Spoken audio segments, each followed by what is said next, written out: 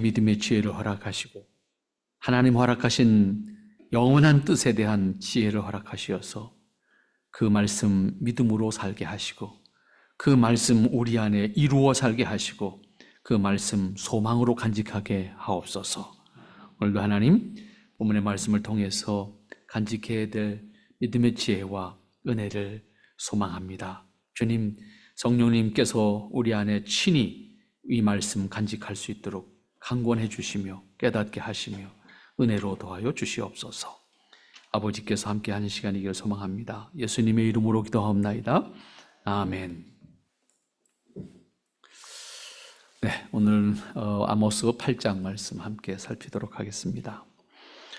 우리가 어떤 사실을 깨달아가는 과정 속에는 그 깨달음의 과정 속에 다양한 동기들이 있고 그 동기들을 통해서 어떤 사람은 똑같은 이야기를 들었는데 크게 깨닫기도 하고 어떤 사람은 아무런 감정이 없이 지나가기도 합니다. 그래서 깨닫는 기회를 놓치거나 혹은 시간이 늦어지게 되는 것들을 봅니다.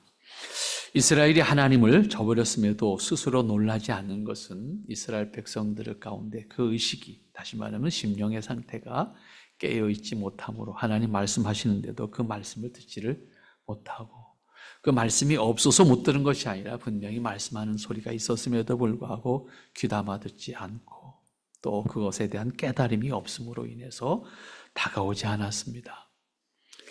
아마 우리가 이 땅에 살면서 그런 것 우리도 마찬가지 경험을 하는 것 같습니다. 내가 관심이 있고 내가 지금 중요하다고 생각하는 것에 대해서는 뭔가 숨소리라도 그것을 들으려고 생각하지만 그렇지 않은 것은 굉장히 중요한 것임에도 불구하고 그냥 지나치게 되는 것들이 어쩌면 우리에게 다가오는 많은 정보들 가운데서 그냥 지나치는 것이 더 많지 않은가라고 생각할 수 있을 것 같습니다.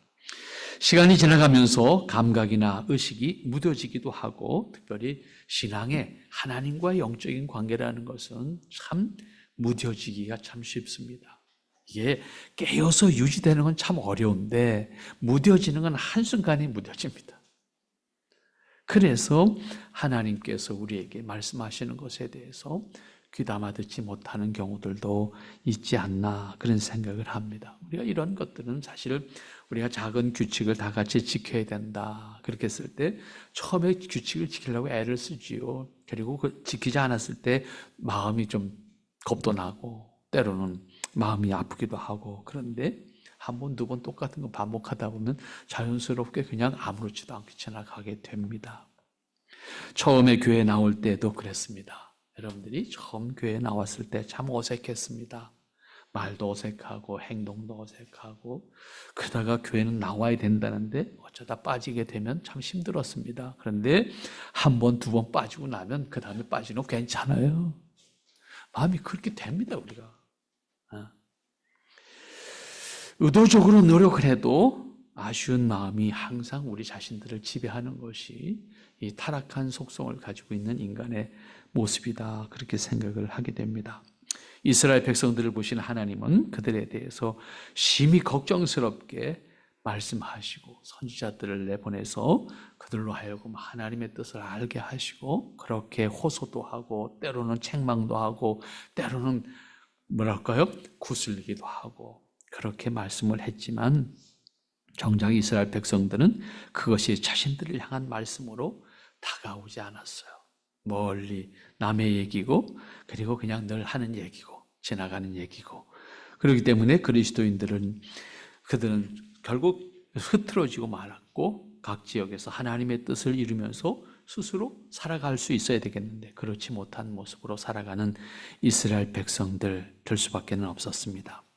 아모스 선지자를 통해서 다시 깨닫게 합니다. 이제 오늘 여기 아모스 6장 2절 이후의 말씀에서 네 번째로 보여주는 환상이 오늘 8장 1절로 3절까지 기록되어 있습니다. 이것은 아모스가 결국 네 번째로 본 환상인데 그 환상을 통해서 이스라엘을 다시 한번 경고하는 말씀을 하지요. 무엇을 봤다고 했습니까? 광주리에 담긴 여름 과일 그것을 보았다 그랬습니다. 여호와께서 이르시되 내게 이르시되 내 백성 이스라엘의 끝이 이르렀다. 내가 무엇을 보았느냐? 여름 과실, 여름 실과가 담긴 광주리를 보았습니다. 그렇게 대답하니까 하나님께서 내 백성 이스라엘의 끝이 이르렀다. 그렇게 대답했습니다. 광주리에 담긴 여름 과일, 왜 굳이 여름 과일이라고 했을까라고 하는 거예요. 여름 과일의 특성은 보관이 안 된다는 겁니다. 가을에 걷어들이는 과일은 보관을 해서 먹어요. 여름의 것은 그때 먹어야 됩니다. 장기 보관을 할 수가 없습니다.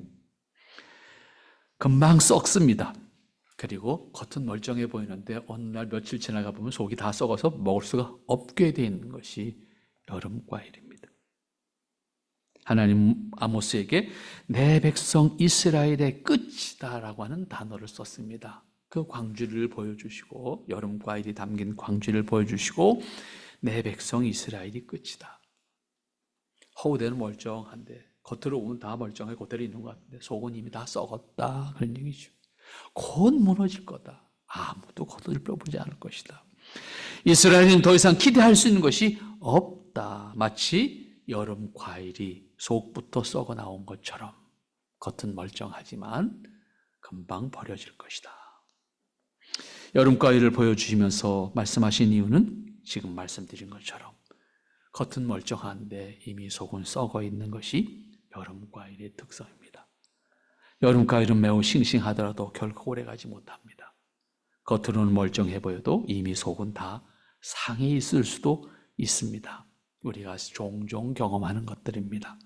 그만큼 유통기간이 짧고 보관도 사실상 어렵습니다. 따라서 여름 과일은 가능하면 빨리 소비하는 것이 지혜로운 일입니다. 이러한 여름 과일을 이스라엘과 비유하고 있다는 것을 우리는 분명히 기억해야 합니다. 아모스에게 보여주신 의도는 다른 데 있지 않습니다. 이스라엘의 상태가 그렇다는 겁니다. 그것을 깨닫게 하시기 위해서 하시는 말씀 아주 직역하지요. 내 백성 이스라엘의 끝이 왔다. 이스라엘의 끝이 이르렀은즉 내가 다시는 저를 용서치 아니하겠다. 이것이 2절에 있는 말씀입니다. 하나님은 이스라엘의 상태를 겉으로는 멀쩡해 보이지만 이미 속은 부패하고 결코 오래갈 수 없는 상태라고 전제하고 이렇게 표현했습니다. 속이 부패한 여름 과일은 한순간에 완전히 썩어서 냄새와 함께 형체를 알아볼 수 없도록 뭉개지게 됩니다. 그러나 그러한 상태가 될 때까지 겉으로는 분명히 멀쩡해 보일 수도 있습니다. 이처럼 이스라엘이 겉으로는 하나님의 백성으로 보이지만 그들은 이미 끝에 이르렀다. 더 이상 그들을 용서치 않겠다. 더 이상 한계에 이르렀기 때문에 그들에게는 곧 심판이 있을 것이고 내가 다시는 저를 용서치 않으시겠다라고 단호한 입장을 말씀하고 있습니다. 이스라엘에 대한 하나님의 진노가 어느 정도인가? 다시는 용서치 않겠다라고 표현할 수 있을 만큼 하나님은 이스라엘에 대해서 단호한 입장을 가지고 계십니다. 3절 말씀을 보세요. 그 단호한 입장이 어떻게 표현되고 있습니까? 그날에 곧 이스라엘이 끝날 그날에 궁전의 노래가 애곡으로 변할 것이고 시체가 많아서 사람이 잠잠히 처처에 내어 버릴 것이다. 궁전에서 잔치상을 벌여놓고 노래 즐겨 여흥을 즐기던 노래가 그대로 뭐가 될 것이다? 애곡, 통곡하는 소리가 될 것이다. 슬픔의 노래가 될 것이다. 그 다음에 시체가 많아서 사람이 처처에 내어다 버리게 될 것이다. 이스라엘이 심판을 당하게 될 때 상황을 이렇게 표현하고 있습니다. 왕이 거하는 궁궐은 최종적인 권위와 그리고 풍요로움을 가지고 있는 상징입니다. 그런데 이스라엘의 궁전에 더 이상 노랫소리가 들리지 않을 것이고 그 노랫소리는 변해서 통곡의 소리가 될 것이다. 그리고 그 궁궐에서 죽어나가는 사람들이 하도 많아서 어떻게? 잠잠히. 무슨 소리? 울음도 나오지 않는 상태. 울 수 있는 여력도 없는 상태. 잠잠히 처처에 조용히 갖다 버리게 될 겁니다. 슬픔을 표현할 수 있을 만큼의 여유조차도 없는, 너무나도 많은 사람이 죽어나가기에 슬픔을 표현할 수 있는 마음도 여유도 없는 그런 상태가 주어질 것이다. 결코 슬퍼할 수 없는 상태, 죽음의 공포가 말로 표현되지 않고, 입으로 표현되지 않고, 어떤 노래로도 표현되지 않고, 울음으로도 표현되지 않고, 조용히 침묵 속에서 수많은 시체를 치우게 될 것이다. 6.25를 겪으면서 우리 민족끼리의 전쟁 속에 수많은 사람이 죽어갈 때 그랬습니다. 쓸어 묻었습니다. 그 과정 속에서 울음 나오지 않습니다. 누군지 확인하지도 못했습니다. 그렇게 수많은 사람들이 죽어갔습니다. 그 고통을 이렇게 표현하고 있습니다. 이스라엘이 당하게 될 심판에 대해서. 그러면서 하시는 말씀이 4절부터 말씀이 이제 구체적으로 표현하죠. 4절부터 6절까지의 표현을 보면 그렇게 표현합니다. 궁핍한 자를 삼키며 땅에 가난한 자를 많게 하려는 자들아, 이 말을 들으라. 이제부터 이야기하는 것은 이스라엘이 지금 직면하고 있는 상태를 깨달으라. 너희가 지금 어떤 상태인지 아냐? 이걸 이야기합니다. 그럼에도 이스라엘 백성들은 하나님의 말씀이 와닿지 않았습니다. 선지자들을 통해서 전하는 말씀도 귀에 담기지 않았습니다. 하나님의 말씀을 기억지 아니하고 다만 습관적으로 전통적으로 내려오는 관습에 의해서 종교적인 행위는 했습니다. 하나님의 말씀이 들려지지 않는 곳에는 사람의 소리가 들립니다. 하나님의 말씀을 듣지 않는 곳에는 반드시 사탄의 소리가 들려지게 되어 있습니다. 그렇지만 사람과 사탄의 소리는 항상 아름답고 그럴듯하게 들립니다. 그래서 사람들이 귀를 기울입니다. 혹합니다. 사람들은 신기할 만큼 그러한 소리에 대해서 참 빠르게 대처합니다. 참 신기하도록 신뢰합니다. 하나님의 말씀은 안 믿는데 그런 말은 참 잘 들어요.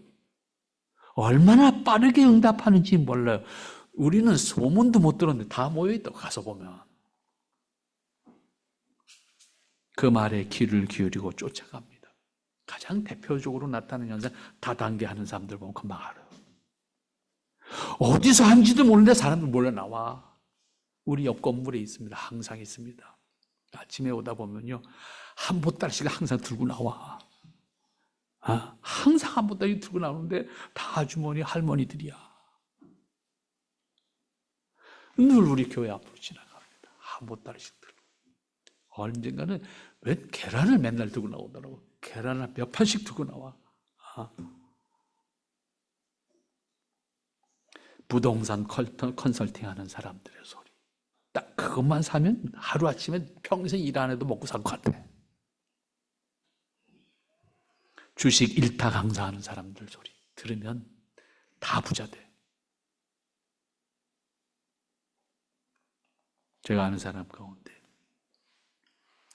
방송에서 참 스타 강사로 주식 투자하는데 대한민국 1호였습니다. 지금 폐인돼 있습니다. 아무것도 안 하고 방에서 나오지도 않습니다. 어머니가 평생 기도합니다. 이거 어떻게 해야 되냐.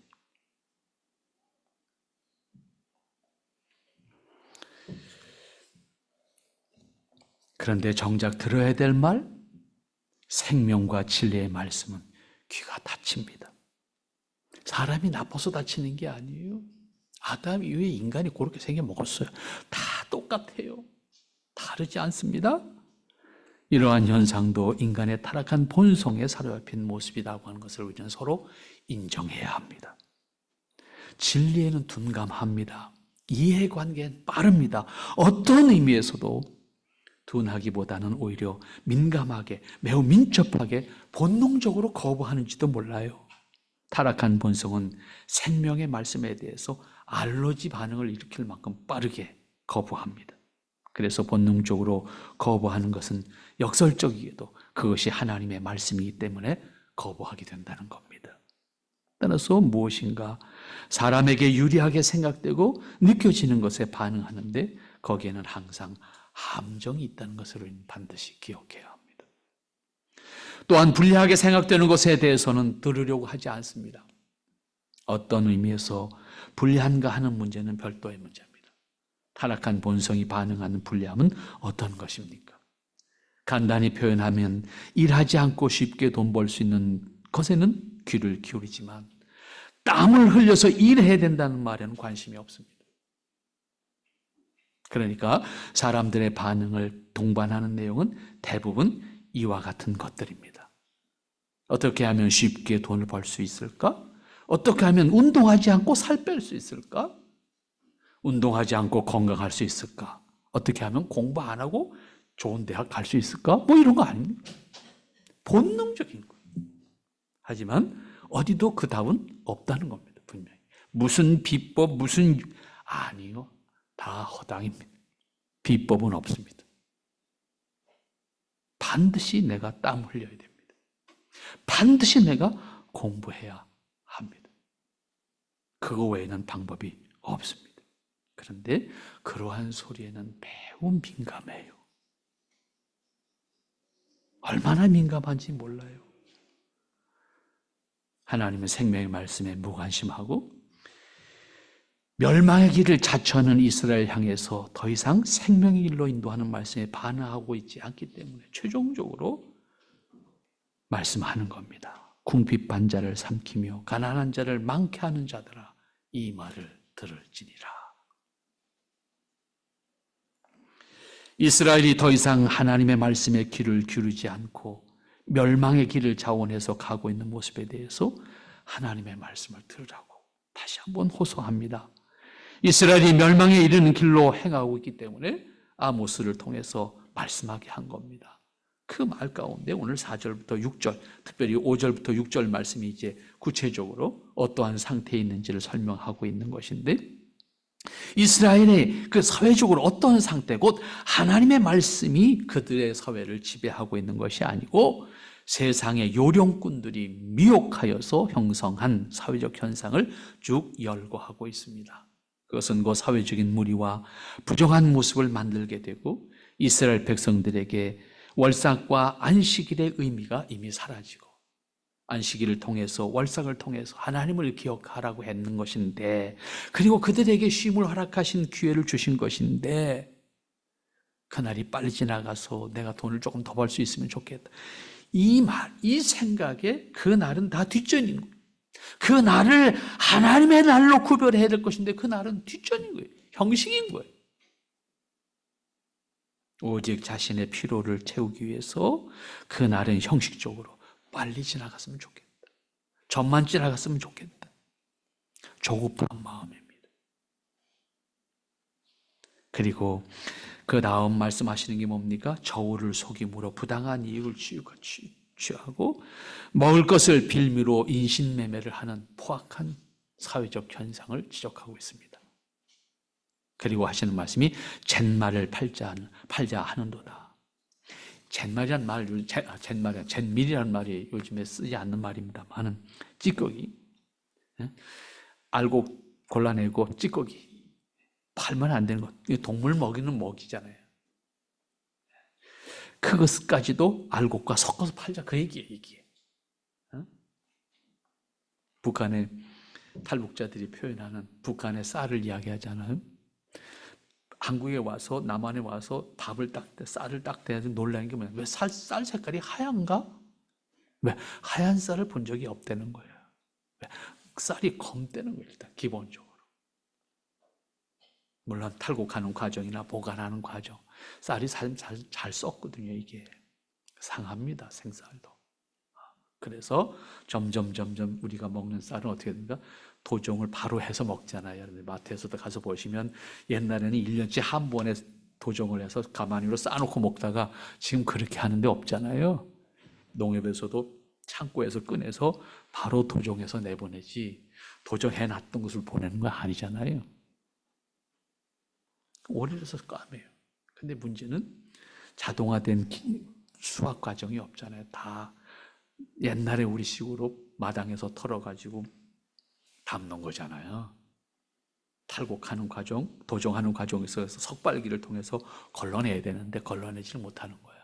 또 장사꾼들이 걸러내지 않고 오히려 더 넣는데요. 왜? 무게로 파니까. 쌀 무게가 많아 나가야 되니까 돌멩이를 일부러 집어넣는다는 거예요. 그러니까 이 탈북하신 분들이 와서 제일 먼저 밥 해먹으려고 마트에 가서 그릇을 사는데 이남박. 지금 사람들 이남박 단어를 아는가? 쌀 있는 바가지. 그걸 이남박이라고 하면 우리말로. 그걸 사러 갔는데 없다는 거예요. 이거 어떻게 밥을 해먹나 걱정을 했. 왜? 평생을 쌀에서 돌멩이를 골라내야 밥을 한다고 생각했는데 우리는 씻지도 않고 넣어도 되는 쌀이 나와 있잖아요. 얼마나 힘든 사람들인데 돌멩이를 넣어서 팔아야 되는 상황이라면 어떻게 되겠습니까? 그런데 사람은 생존 환경에 처하게 되면 그쪽 사람들이기 때문에 나쁜 똑같습니다. 우리도 해방 이후에 전쟁을 겪으면서 다 그렇게 장사했다고요, 사실은. 누가 가르쳤나요? 아무도 안 가르쳐줬습니다. 알아서 합니다. 늘 말씀드리지만 악한 일, 불신앙의 길, 죄 짓는 일은요 안 가르쳐줘도 다 합니다. 때문에 우리가 해야 될 일이 뭡니까? 믿음을 가르쳐야 돼요. 선을 가르쳐야 돼요. 하나님의 뜻을 가르쳐요. 이거는 죽어라 가르쳐도 안 됩니다. 죽을 때까지 배워야 되는 겁니다. 그 다음 7절, 8절 말씀이 있습니다. 여호와께서 야곱의 영광을 가리켜 맹세하시되 내가 저의 모든 소유를 영영이 잊지 아니하리라 하셨나니 이로 인하여 땅이 떨지 않겠으며 그 가운데 모든 거민이 애통하지 않겠느냐? 온 땅이 하수에 넘친같이 솟아오르며 애굽강같이 뛰놀다가 낮아지리라. 이스라엘이 처한 상태에 대해서 하나님이 다시 한번 다짐합니다. 내가 결코 잊지 않을 것인데 영영 잊지 않을 것이다. 그리고 그들에게 행해야 될 것, 그들이 받아야 될 책망은 8절 말씀입니다. 땅이 떤다는 표현을 했습니다. 땅이 떨지 않겠느냐. 어떻게 해서? 하나님의 진노하심 때문에 땅이 떤다는 표현을 했습니다. 이러한 이스라엘 향해서 하나님은 다시 호소합니다. 이 말을 들으라. 결국 선지자 입에서 이 말은 어떤 말씀입니까? 그것은 하나님의 심판, 하나님의 이스라엘에 대한 진노하심에 대한 말씀을 들으라는 겁니다. 선지자로서는 하기 힘든 말이지만 그것은 사명이면서 동시에 이스라엘의 현실을 볼 때 자신이 하지 않으면 안 되는 중요한 말이기 때문에 아모스는 말합니다. 들어라. 이 말을 들어라. 이어지는 7절 이후의 말씀은 이스라엘이 처하게 될 심판이 어떤 것인지를 말씀하므로 그들을 깨우치도록 그들의 마음이 변화되도록 가르치기를 간절히 바라는 마음으로 이렇게 표현하는 겁니다. 그런데 여기서 아모스가 전하는 말 가운데 강력한 임팩트를 주는 말이 뭡니까? 내가 저희의 모든 소위를, 그들의 행위를, 그런 얘기, 영영 잊지 않을 것이다. 하나님께서 이스라엘 향해서 갖고 있는 마음은 그렇게 표현했습니다. 이스라엘 백성의 행위를 잊지 않을 것인데 영영 잊지 않겠다는 겁니다. 반드시 기억해서 그들의 행위가 하나님에게 어떠한 것인지 하나님께서 밝히시고 그들의 죄악을 드러내서 벌하시겠다라고 하는 의지를 담아서 하시는 말씀입니다. 이렇게까지 표현하고 있는 아모스 선지자의 말에 대해서 이스라엘이 응답해야 할 것이지만은 당장 기대할 수 있는 것이 없다는 것도 알고 있기 때문에 하나님은 이어서 아모스를 통해서 말씀하게 합니다. 이렇게 하나님은 아모스를 통해서 하신 말씀에 대해서 입장을 확고하게 밝히고 있는데 여호와께서 야곱의 영광을 가리켜 맹세하셨다 그랬습니다. 이걸 그냥 표현하면 하나님 스스로의 명예와 자존심을 걸고 말씀하셨다, 그 얘기예요. 야곱의 영광이라는 것은 이스라엘의 영광이잖아요. 이스라엘을 향해서 들으라고 말씀하시는 건데, 하나님의 권위가 이스라엘에서 존중되지 않는다고 했을 때 하나님은 그 권위를 스스로 지키시겠다, 그 얘기예요. 하나님의 권위를 누구에 의해서 존중되어지는 것이 아니라 하나님 스스로가 하나님의 권위를, 하나님의 명예를, 하나님의 자존심을 지키시겠다. 진노, 분노적 표현.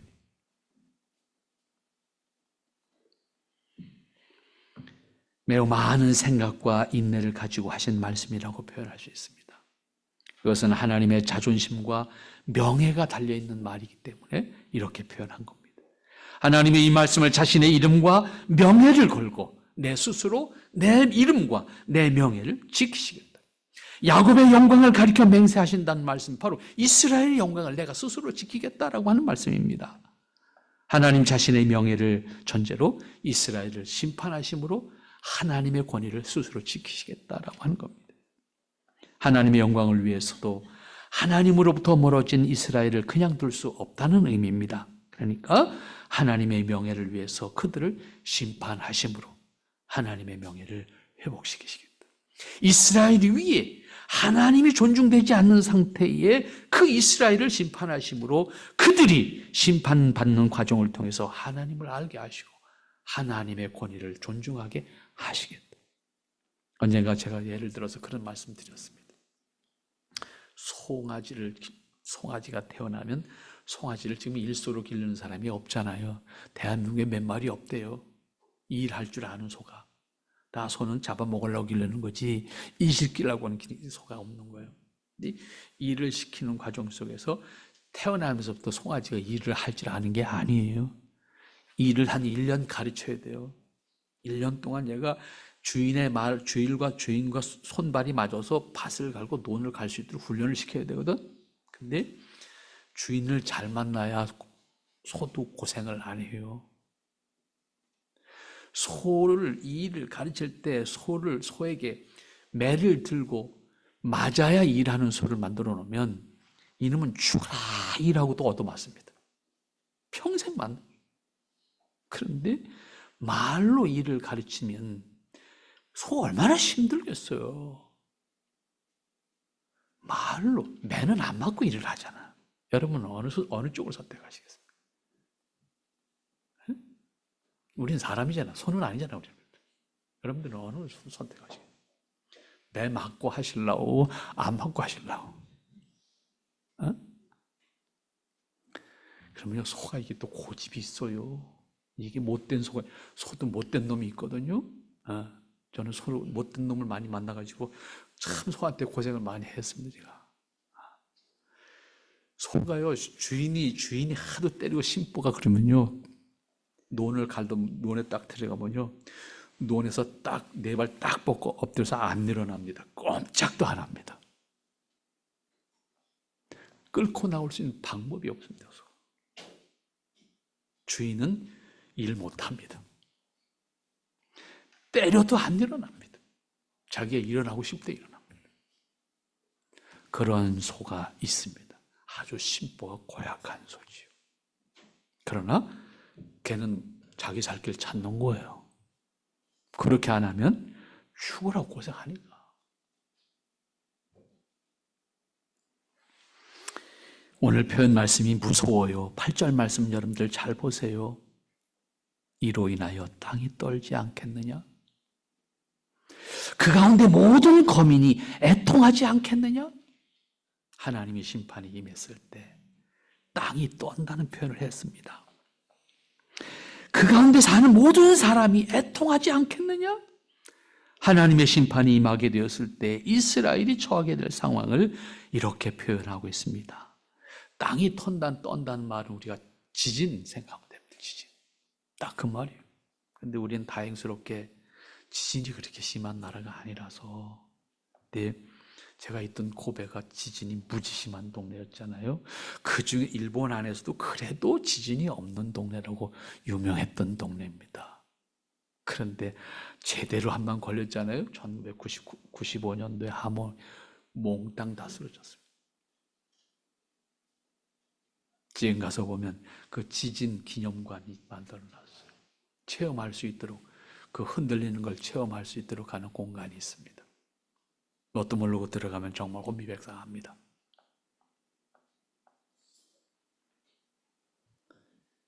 그 속에서 땅이 떨 때 그 속에 거했던 사람들은 어떤 상태? 여기 표현은 애통할 것이다 이런 표현했는데 아마 그 표현은 제일 위에 사실은 3절 표현과 같지 않을까? 3절에서 표현해 어떤 표현이었습니까? 잠잠히 처처에 내다 버렸다.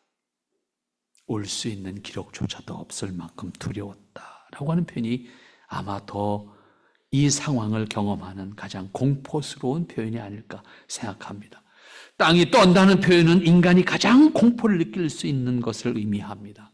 폭탄이 터지거나 물재앙이나 불재앙이 있어도 사람은 동하거나 피할 수 있는 곳을 찾습니다. 하지만 땅이 흔들리면 피할 수 있는 곳을 찾을 수 있는 상황이 못 됩니다. 그냥 주저앉습니다. 땅바닥에 털바닥 주저앉아서 어찌할 바를 모릅니다. 그게 땅이 떤다는 상황 속에서의 인간이 느끼는 공포입니다. 그리고 하는 말씀이 이어집니다. 온 땅이 하구에 넘친같이 솟아오르며 애굽강같이 뛰놀다가 낮아지리라. 우리는 이 상황을 근년에 들어서 일본에서 일어났던 2번의 지진을 통해서 우리 눈으로 확인했습니다. 그렇죠? 가깝게는 후쿠시마 지진을 통해서 후쿠시마 원전이 폭발되는 것을 봤습니다. 그리고 그보다 좀 전에는 일본의 동북지방에서 있었던 대지진, 해일에 의한 피해였죠. 여러분 영상 기억납니까? 물이 그냥 그 강을 통해서 거슬러 올라오면서 마을을 몽땅 쓸어갔습니다. 제가 있을 때도 그땐 우리 동해 쪽에서 마을 전체가 싸그리 없어졌어요. 집 한 채 딱 남았는데 그 집이 어디에 가 있냐면 바다 가운데 바다 위에 가서 딱 올라가 있었어요. 몽땅 쓸어갔습니다. 그 상황 속에서 도망가려고 발걸음이 안 움직여지는 겁니다. 땅이 흔들리니까. 거기에 해일이 밀려오면 여기 표현한 하구의 넘침, 애굽강이 뛰놀다가 낮아지는 것 같이 될 것이다. 그대로 상상하면 지진과 해일입니다. 하나님의 심판은 이처럼 절망적인 결과를 가져다 줄 것이다. 참 무서운 이야기입니다. 이 말을 이스라엘 백성들에게 하는 겁니다. 그런데 그 이스라엘이 그 말을 듣지 않습니다. 사람인데, 우리와 성정이 같은 사람인데 그대로 우리에게 하시는 말씀입니다. 오늘 이 땅에 살면서 우리가 무엇을 살 것인가? 우리의 귀와 우리의 마음이 어디에 열려 있어야 될 것인가? 우리가 간직하고 이 땅에서 하나님의 뜻을 살아가는, 이 땅에서 하나님의 기뻐하심을 살아가는 여러분들 될 수 있기를 바랍니다. 그리스도인이 이 땅의 소망이 되어야 됩니다. 이 땅이 소망을 주지 않습니다. 그리스도인이 이 땅의 소망입니다. 그리스도인을 통해서 하나님이 하나님의 뜻을 드러내실 것이기 때문입니다. 하나님 앞에 우리 함께 그렇게 삽시다. 기도합니다. 거룩하신 아버지 하나님 감사합니다. 아버지 하나님의 사랑과 은혜를 통해서 우리의 모습을 늘 확인하게 되고 또 고백하게 됩니다. 한없이 부족한 저희들이지만 아버지 하나님의 은혜와 사랑과 뜻을 통해서 온전히 거하기를 원하건대 하나님 기억해 주시옵소서. 주의 사랑과 은혜로 지켜주시옵소서. 하나님의 기뻐하심 안에 거할 수 있는 주의 권속들이 되게 하옵소서. 아버지 하나님의 이름으로 하나님의 기뻐하심으로 우리를 세우시고 채워주시사 끝까지 선한 뜻, 선한 역사 이루어지게 하옵소서. 주님 영광 거두시며 기뻐하시는 하나님의 뜻을 따라서 살아가게 하옵소서.